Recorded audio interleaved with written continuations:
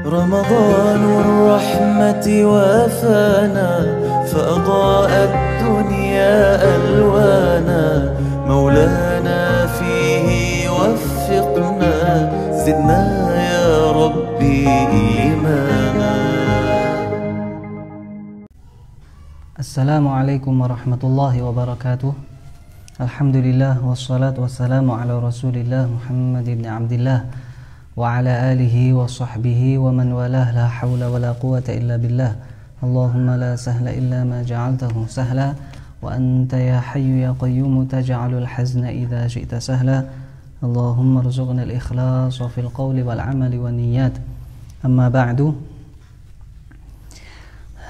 Sahabat-sahabatku yang dirahmati oleh Allah Subhanahu wa taala, melanjutkan pembahasan kita dalam kitab Bahjatun Nadhar.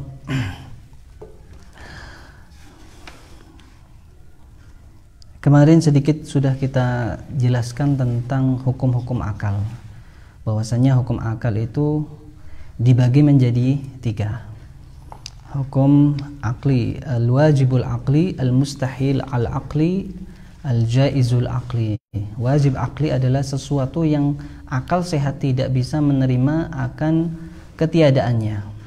Jadi secara akal sehat hal tersebut pasti ada, yaitu Allah Subhanahu wa taala dan sifat-sifatnya. Jadi akal sehat tidak bisa menerima kalau Allah itu tidak ada ataupun Allah Subhanahu wa taala tidak disifati dengan sifat-sifat. Yang kedua adalah mustahil akli, bahwasanya sesuatu itu secara akal tidak bisa diterima kalau hal tersebut ada.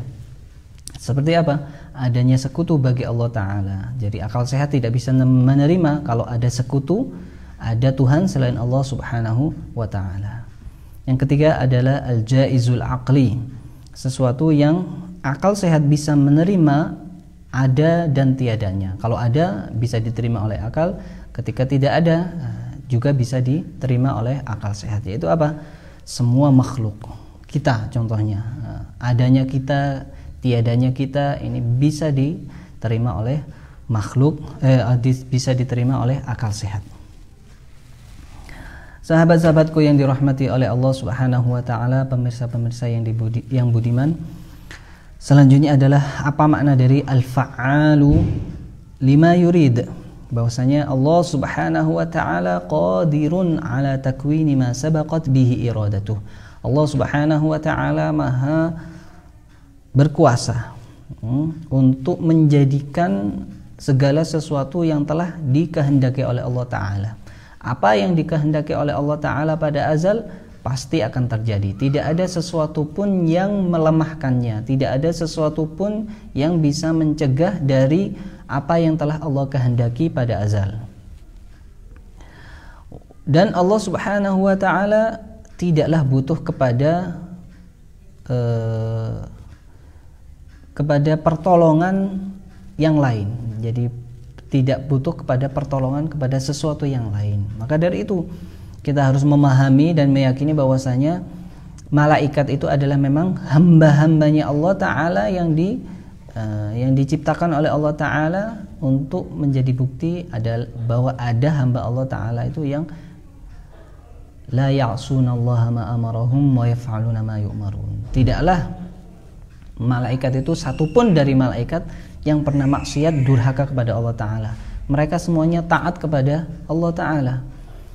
Dan bukanlah malaikat itu, tidaklah dikatakan malaikat itu a'wanullah, penolong-penolong Allah. Tidaklah dikatakan seperti itu, karena Allah Ta'ala tidaklah butuh kepada sesuatu yang lain, tidak butuh kepada pertolongan dari sesuatu yang lain.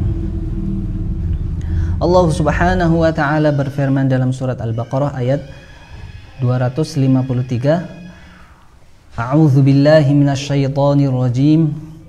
Walau syaa Allahu maqtatalu walakinallaha yaf'alu ma yurid. Dalam ayat tersebut walakinallaha yaf'alu ma yurid. Allah Subhanahu wa taala Maha berkuasa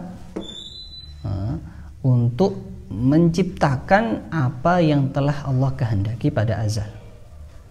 Allah Subhanahu wa taala juga berfirman dalam ayat yang lain, Inna rabbaka fa'alul lima yurid. Inna rabbaka fa'alul lima yurid. Nah, inilah makna dari al-fa'alu lima yurid. Kemudian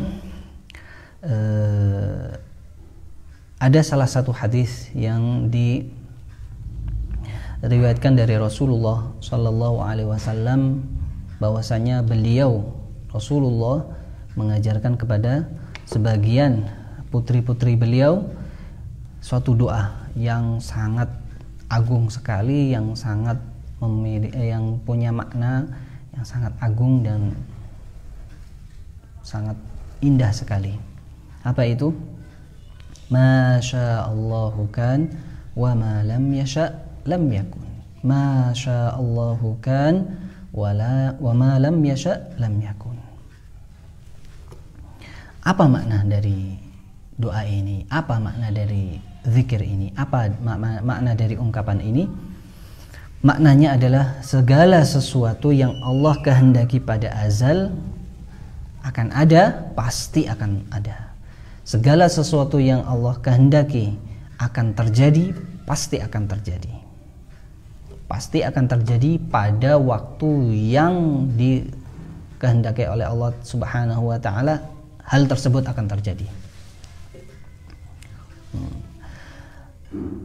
Baik itu kebaikan, keburukan, ketaatan, kemaksiatan, kekufuran, keimanan, apapun yang telah dikehendaki oleh Allah Subhanahu wa taala pasti akan terjadi.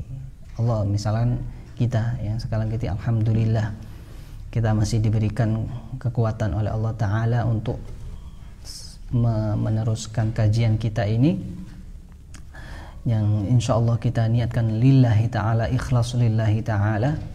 Allah Subhanahu wa ta'ala telah menghendaki bahwasanya pada hari Jumat pada pukul sekian, tanggal sekian ketika bulan Ramadan, bahwasanya si fulan akan mendengarkan kajian agama, akan menambah ilmu pengetahuan tentang agama. Ini apa yang dikehendaki oleh Allah Ta'ala pasti akan terjadi. Begitu juga sebaliknya, wa ma lam yasha' lam yakun. Dan segala sesuatu yang tidak dikehendaki oleh Allah Ta'ala akan terjadi, tidak akan terjadi. Apapun yang tidak dikehendaki oleh Allah Ta'ala pasti tidak akan terjadi. Jadi apapun yang dikehendaki oleh Allah pasti terjadi, dan apapun yang tidak dikehendaki oleh Allah Ta'ala tidak akan terjadi. Inilah makna dari Ma sya'allahu kana wa ma lam yasha' lam yakun. Dan kehendak Allah Subhanahu wa taala tidaklah berubah. Ini keyakinan yang harus kita pegang. Kehendak Allah, masyiatullah, kehendak Allah adalah azaliyah abadiyah dan tidak akan berubah. Apapun yang dikehendaki oleh Allah Ta'ala tidak akan berubah. Kenapa? Karena perubahan adalah sifat makhluk dan Allah Ta'ala maha suci dari perubahan, baik zatnya maupun sifat-sifatnya. Begitu juga kehendaknya. Kalau kita makhluk, ini kehendaknya berubah-ubah. Ini bukti bahwasanya kita adalah baru. Adapun Allah Subhanahu wa Ta'ala kehendaknya tidak akan berubah. Semoga Allah Subhanahu wa Ta'ala menghendaki kita menjadi orang-orang yang baik, dimudahkan untuk melakukan hal-hal yang baik, hal-hal yang diridhoi oleh Allah Ta'ala, khususnya di bulan Ramadan ini. Amin ya rabbal alamin.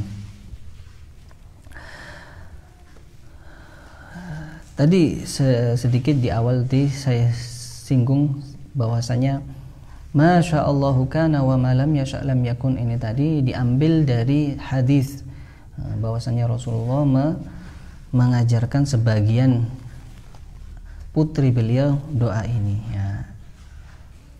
Hadis ini diriwayatkan oleh Al-Imam Abu Dawud radhiyallahu anhu wa rahimahullah dalam kitabnya, dalam Sunan Abi Dawud.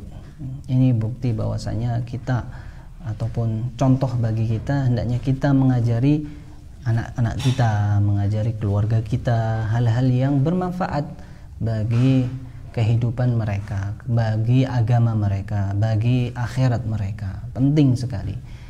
Karena banyak zaman sekarang orang-orang mengajari ataupun mendidik anak mereka dengan didikan yang tidak islami, tidak sesuai dengan anjuran Rasulullah Sallallahu Alaihi Wasallam, diajarkan hal-hal yang tidak ada faedahnya, bahkan diajari sesuatu yang berbahaya bagi keimanannya, bagi akidahnya, bagi agamanya. Wal'iyadzu billahi ta'ala. Benar-benar penting ketika anak masih kecil, kita punya adik, punya anak, kita ajarkan hal-hal yang bagus, hal-hal yang yang mulia seperti ini. Kemudian ada juga termasuk yang perlu kita ajarkan kepada saudara-saudara kita, pada keluarga kita, kepada anak kita, adik-adik kita, pastinya setelah kita melakukannya, yaitu doa ataupun zikir yang berbunyi la haula wala quwwata illa billah. La haula wala quwwata illa billah. Ini juga diambil dari hadisnya Rasulullah Sallallahu Alaihi Wasallam dari sahabat Ibnu Mas'ud yang diriwayatkan oleh Al-Imam Abu Ya'la, bahwasanya Rasulullah Sallallahu Alaihi Wasallam sangat menyukai dan menganjurkan untuk membaca doa ini, karena dalam salah satu hadis atau diriwayatkan dalam hadis lain bahwasanya al-hauqalah atau la haula wala quwwata illa billah ini adalah doa yang mujarab, obat mujarab bagi banyak penyakit. Paling ringannya adalah kegelisahan, kegundahan, kesedihan. Jadi ketika seseorang sedih, gundah, maka hendaknya dia membaca doa ini, karena pada zaman sekarang banyak orang yang sedih, banyak orang yang galau. Maka penting untuk kita melazimkan ataupun mengistiqomahkan doa ini, la haula wala quwwata illa billah. Apa makna dari doa ini? Ketika kita tahu makna dari sebuah doa, insya Allah akan menambah kekhusyuan kita ketika berdoa. La haula artinya adalah tidak ada kekuatan, tidak ada penjagaan dari kemaksiatan kecuali dari Allah Subhanahu wa taala. Tidak ada kekuatan untuk menjauhi suatu kemaksiatan, kedurhakaan kecuali dengan penjagaan Allah Subhanahu wa taala. Jadi ketika seseorang bisa menjaga dirinya dari kemaksiatan, maka itu adalah murni penjagaan dari Allah Subhanahu wa taala. Ketika bisa menjauhi maksiat, menjaga dirinya dari terjerumus ke dalam jurang kemaksiatan, itu adalah dari penjagaan Allah taala. Sehingga orang tidak akan sombong. Dia akan tahu, dia akan selalu ingat bahwasanya karena Allah lah yang menjaganya, akhirnya dia bisa terjaga dari kemaksiatan, kedurhakaan. Wala quwwata. Maksud dari wala quwwata adalah tidak ada kekuatan untuk melakukan ketaatan, melakukan kebaikan, ketaatan kecuali dengan pertolongan dari Allah Subhanahu wa taala. Begitu juga orang yang paham benar dan menghayati makna ini, dia tidak akan sombong, dia tidak akan merasa bangga diri ketika dia banyak melakukan kebaikan, ketika dia banyak melakukan amal-amal yang baik, ataupun sholat, puasa misalkan. Dia tidak akan mudah bangga diri ataupun sombong, sehingga bisa berakibat kepada amal solehnya. Kita tahu bahwasanya riya dia bisa menghilangkan pahala amal seseorang. Ketika orang paham ini, la haula wala quwwata illa billah, saya bisa melakukan ketaatan ini karena pertolongan dari Allah Subhanahu wa taala. Inilah hadirin yang bisa saya sampaikan pada kajian pada pagi hari ini. Semoga di sisa-sisa Ramadan ini kita diberikan kekuatan oleh Allah Subhanahu wa taala sehingga lebih semangat lagi untuk melakukan ketaatan, melakukan kebaikan, melakukan hal-hal yang bisa menjadikan kita termasuk orang-orang yang